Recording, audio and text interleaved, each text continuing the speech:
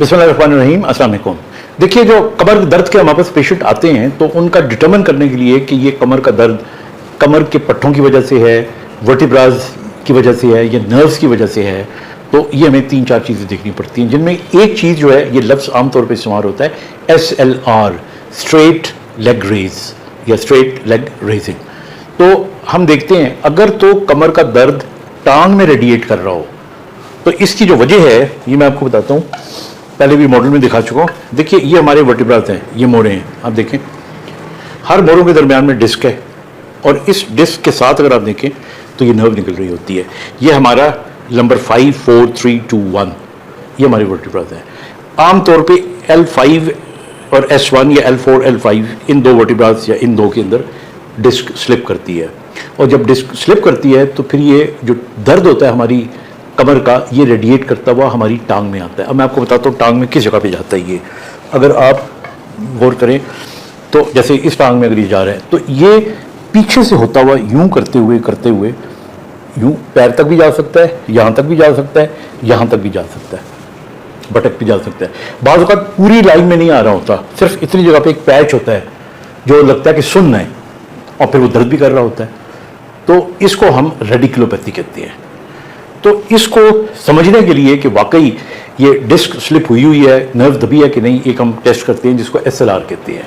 अब इसको पकड़ के हम आहिस्ता आहिस्ता ऊपर ले जाएं।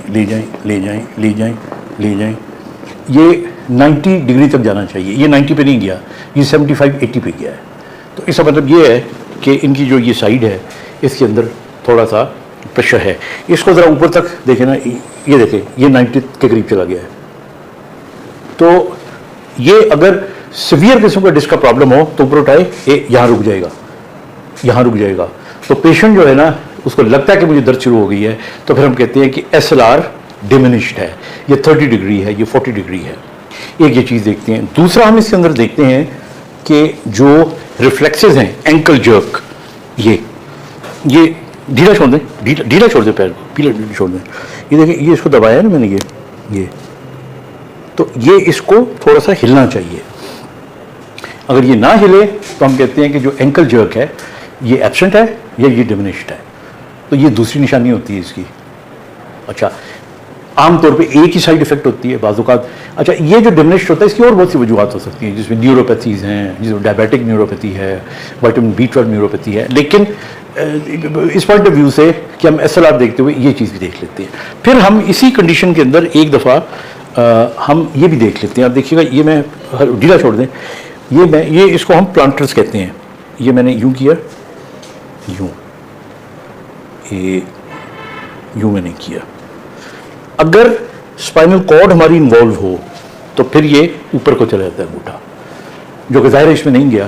तो इसलिए ये तरीके होते हैं। अब यहाँ पे मुख्तलिफ क्राइटेरिया हैं। जब मैं मेयो में था and I was heading a department of rehabilitation medicine, तो वहाँ पे हमारा ये था कि अगर ये 30 डिग्री से ऊपर ना जाए, एंकल जर्क एब्सेंट हो और पावर कम हो, यानी आप खींचे अपनी तरफ, पैर को खींचें ऊपर को, अंगूठे को यूं लेके आए ना, हाँ रोकी रखें, हाँ, ये इससे पता लगता है, करें अपनी तरफ खींचें कि पावर ठीक है, वरना पैर को ऊपर ले जाने वाली पावर कम हो जाती है। तो ये तीनों चीज़ें पॉजिटिव हों तो फिर हम रेफ़र कर देते हैं सर्जरी के लिए। अगर इनमें दो चीज़ें पॉजिटिव हों, कंजर्वेटिव मैनेजमेंट करते हैं या कमर में टीका लगाते हैं जिसको एपिड्यूरल कहते हैं, फिजियोथेरेपी के लिए रेफ़र करते हैं पेशेंट्स को, कमर की बेल्ट दे सकते हैं। लेकिन मैंने देखा है कि अगर पेशेंट को न्यूरोलॉजिकल डेफिसिट हो, यानी उसकी कमज़ोरी भी आ गई हो, और ख़ास तौर पे उसकी जो पेशाब करने वाली जगह है अगर वहाँ पे सुन्न होना शुरू हो जाए तो प्लीज़ वेट ना करें, डॉक्टर कहे तो फौरी तौर पे सर्जरी करवाएं। अदरवाइज़ स्पाइनल कॉर्ड अगर आपकी इन्वॉल्व हो जाए तो सारी उम्र के लिए प्रॉब्लम हो सकती है। तो इसलिए याद रखिएगा, कमर का दर्द आम सी चीज़ है पट्टों में, लेकिन अगर ये रेडिएट करे, टांग में आए, तो ये पूरा आपका डॉक्टर इसी तरह जो मैंने चेक किया, बिकॉज दायरा हम पढ़ाते रहे सारी उम्र, इसी तरह हम चेक करते हैं। और फिर अगर हमें शक हो तो ये एक्सरे पे नहीं नजर आता, इसके लिए फिर MRI करनी पड़ती है। MRI करके if we have to deal conservatively, so we deal ourselves, and if the patient needs surgery, we refer it to a neurosurgeon or an orthopedic surgeon. अपना ख्याल रखिएगा। खुदा हाफिज़।